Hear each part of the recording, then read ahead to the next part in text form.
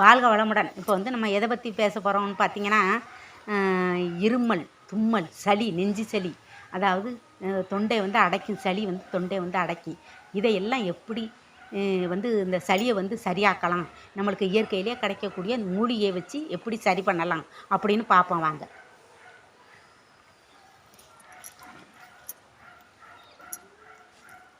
இது தாங்க அந்த மூலிகை. இது என்ன மூலிகைன்னு பார்க்குறீங்களா? தூதுவளை.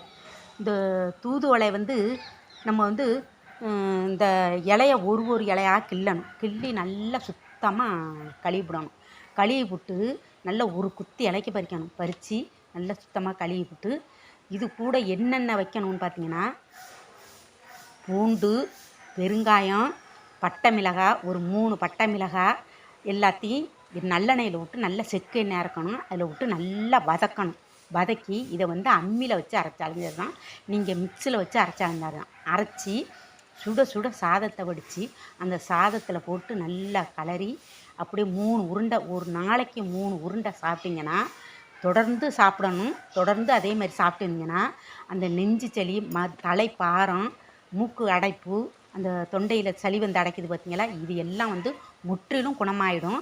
அதுக்கப்புறம் பார்த்திங்கன்னா, இந்த கீரை மட்டும், இந்த தூதுவளை கீரையை மட்டும் கிள்ளி சூப்பு, அதாவது பூண்டு, மிளகு, இது பெருங்காயம், பட்டை மிளகாய், ஜீரகம், மஞ்சப்பொடி எல்லாம் வச்சு நம்ம வந்து அரைச்சி, இது கூட தக்காளி, ஒரு தக்காளி பழமும் சேர்த்து நல்லா கரைச்சி இது ஒரு சூப்பாக வச்சு குடித்தோம்னாக்கா நம்ம உடம்பு வந்து நல்ல எனர்ஜியாக இருக்கும், நல்ல கலகலப்பாக இருக்கும். அந்த கஷாயத்தை குடிக்கும்போது பார்த்திங்கன்னா நல்ல ஒரு காரஞ்சாரமாக இருக்கும். காரஞ்சாரமாக நம்ம இந்த சூப்பு வச்சுட்டோம்னு வச்சுக்கோங்களேன், குடிக்கிறதுக்கு நல்ல பசிக்கும். நல்ல பசிதாகும், காருன்னு நல்லா பசிக்கும். நல்ல ஒரு எனர்ஜியாக இருக்கும், உடம்பு நல்ல கலகலப்பாக இருக்கும். இதே மாதிரி நீங்களும் சூப்பு வச்சு குடித்து பார்த்துட்டு எனக்கு கமெண்ட் பாக்ஸில் கமெண்ட் பண்ணுங்கள். இந்த வீடியோ பிடிச்சிருந்தா லைக் பண்ணுங்கள், ஷேர் பண்ணுங்கள், கமெண்ட் பண்ணுங்கள்.